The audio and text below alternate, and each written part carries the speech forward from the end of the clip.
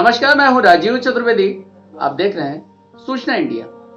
सूचना इंडिया के इस अंक में हम आज आए हैं एक ऐसी कहानी लेकर के, जिसमें आज हम अपने दर्शकों को बताएंगे कि अधिक विपरीत परिस्थितियों में जीने वाले ऐसे भी लोग हैं। हो सकता है इन्हें देखकर हमारे दुख कर्म कम प्रतीत हो और दुनिया को देखने का हमारा नजरिया बदल जाए।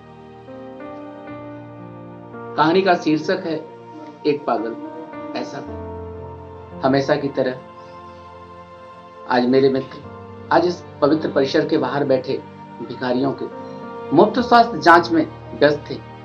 स्वास्थ्य जांच और फिर मुफ्त मिलने वाली दवाओं के लिए सभी भीड़ लगाए कतार में लगे हुए थे। सहज ही ध्यान गया एक बुजुर्ग की तरफ, जो करीब ही एक पत्थर पर बैठे हुए थे। सीधी नाक, घुघराले बाल, निस्तेज आंखें, जिस पर सादे लेकिन साफ सुथरे कपड़े। कुछ देर तक उन्हें देखने के बाद मुझे यकीन हो गया कि वो भिखारी नहीं है। उनका दायां पैर टखने के पास से कटा हुआ था और करीब ही उनकी बैसाखी भी रखी थी। फिर मैंने देखा कि आते जाते लोग भी उन्हें कुछ दे रहे थे और वे लेकर रख लेते थे। मैंने सोचा कि मेरा ही अंदाजा गलत था।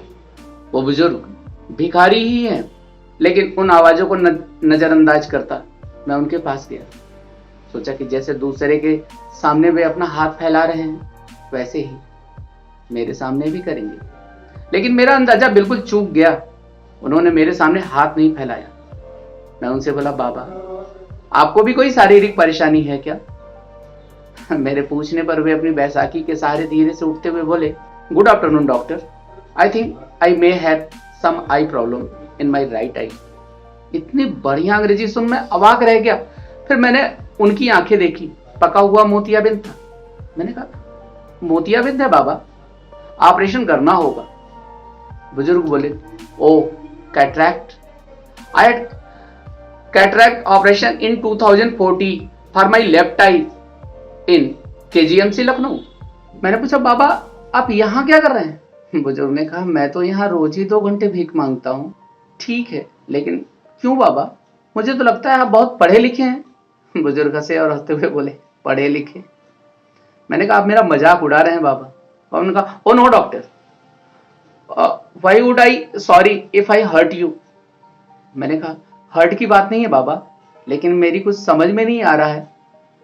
बुजुर्ग ने कहा, समझ कर भी क्या करोगे डॉक्टर? ओके चलो हम इधर बैठते हैं, वरना लोग तुम्हें भी पागल कहेंगे। और फिर बुजुर्ग हंसने लगे। करीबी ही एक वीरान टपरी थी, हम दोनों वहीं जाकर बैठ गए। Well doctor, I am mechanical engineer.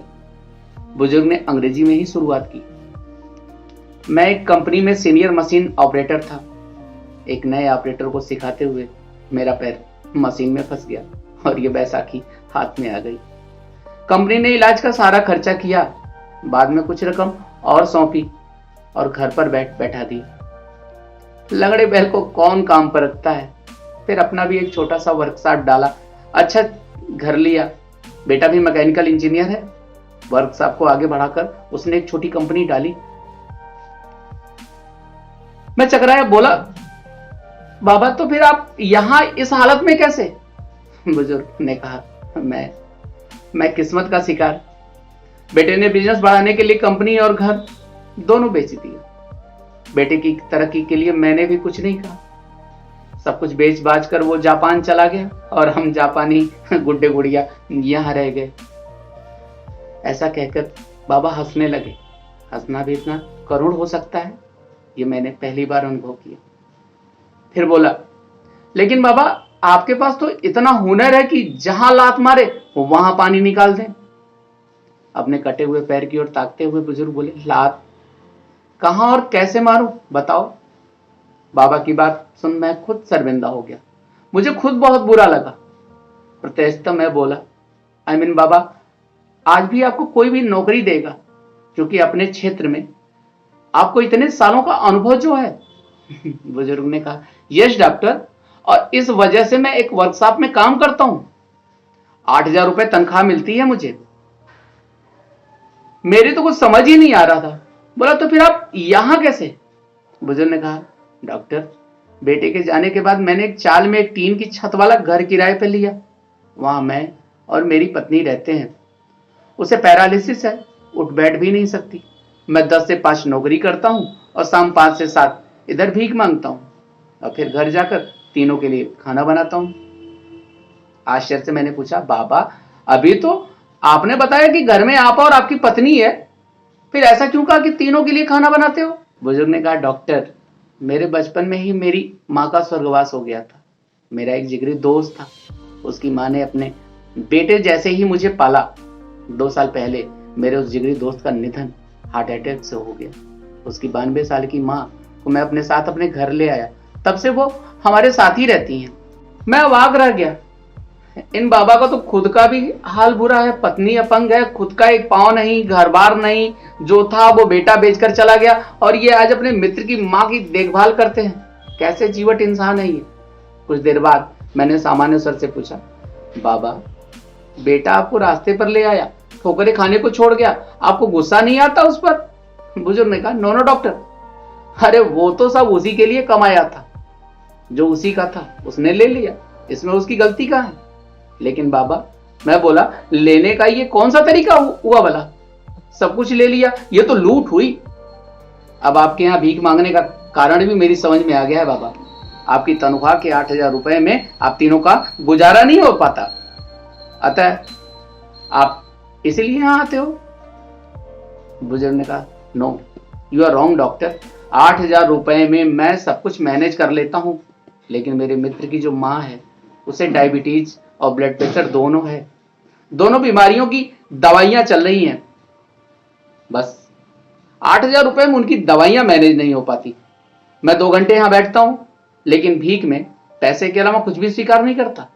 Medical store वाला उनकी महीने भर की दवाएं मुझे उधार दे देता है और यहाँ 2 घंटे में जो भी पैसे मुझे मिलते हैं वो मैं रोज मेडिकल स्टोर वाले को दे देता हूँ। मैंने अपलक उन्हें देखा और सोचा, इन बाबा का खुद का बेटा इन्हें छोड़कर चला गया और ये खुद किसी और की माँ की देखभाल कर रहे हैं। मैंने बहुत कोशिश की, लेकिन खुद की आंखें बाहर आने से नहीं रोक पाए। भरे गले से मैंने कहा, बाबा किसी दूसरी की माँ के लिए आप यहाँ रोज भीख मांगते हो? बुजुर्ग ने कहा, दूसरे की? अरे मेरे बचपन में इन्होंने बहुत कुछ किया है मेरे लिए, अब मेरी बारी है। मैंने उन दोनों से कह रखा है कि 5 से 7 मुझे एक काम और मिला है। मैं मुस्कुराया और बोला, और अगर उन्हें पता लग गया कि 5 से 7 आप यहाँ भीख मांगते हो तो?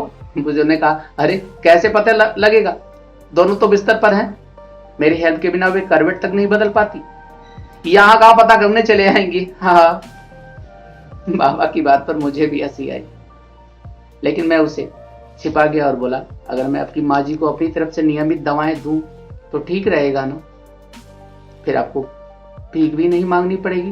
बुजुर्ग का, नो नो डॉक्टर, आप भिखारियों के लिए काम करते हैं, माँ जी के लिए आप दवाएं देंगे तो माँ जी भी तो भिखारी कहलाएंगी। मैं भी समर्थ हूँ डॉक्टर, उनका बेटा हूं मैं, मुझे कोई भिखारी कहे तो चलेगा, लेकिन उन्हें भिखारी कहलवाना मुझे मंजूर नहीं। ओके डॉक्टर, अब मैं चलता हूँ, घर पहुंचकर अभी खाना भी बनाना है मुझे। मैंने निवेदन स्वरूप बाबा का हाथ अपने हाथ में लिया और बोला, बाबा भिखारियों का डॉक्टर समझकर नहीं, बल्कि अपना बेटा समझकर मेरी दादी के लिए दवाएं स्वीकार कीजिए। अपना हाथ छुड़ाकर बाबा बोले, डॉक्टर अब इस रिश्ते में मुझे मत बांधो प्लीज, एक गया है हमें छोड़कर, आज मुझे स्वप्न दिखाकर कल तुम भी छोड़ गए तो अब सहन करने की मेरी ताकत नहीं रही। ऐसा कहकर बाबा ने अपनी बैसाखी संभाली और जाने लगे, और जाते हुए अपना एक हाथ मेरे सिर पर रखा और भर भर आई ममता भरी आवाज में बोले, अपना ध्यान रखना मेरे बच्चे। शब्दों से तो उन्होंने मेरे द्वारा पेश किए गए रिश्ते को ठुकरा दिया था, लेकिन मेरे सिर पर रखे उनके हाथ के गर्म स्पर्श ने मुझे बताया कि मन से उन्होंने इस रिश्ते को स्वीकारा था। उस पागल को कहे जाने वाले मनुष्य की पीठ फेरते ही मेरे हाथ अपने आप प्रणाम की मुद्रा में उनके लिए जुड़ गए। जो कुछ मैंने आज ये स्टोरी से शेयर करी है वो हमें बतलाता है कि हम में से अधिक दुखी, अधिक विपरीत परिस्थितियों में जीने वाले ऐसे भी लोग हैं। हो सकता है इन्हें देखकर हमें हमारे दुख कम प्रतीत हों और दुनिया को देखने का हमारा नजरिया बदले। आज के लिए बस इतना ही, दीजिए हमें इजाजत। देश और दुनिया की तमाम बड़ी खबरों के लिए देखते रहिए सूचना इंडिया।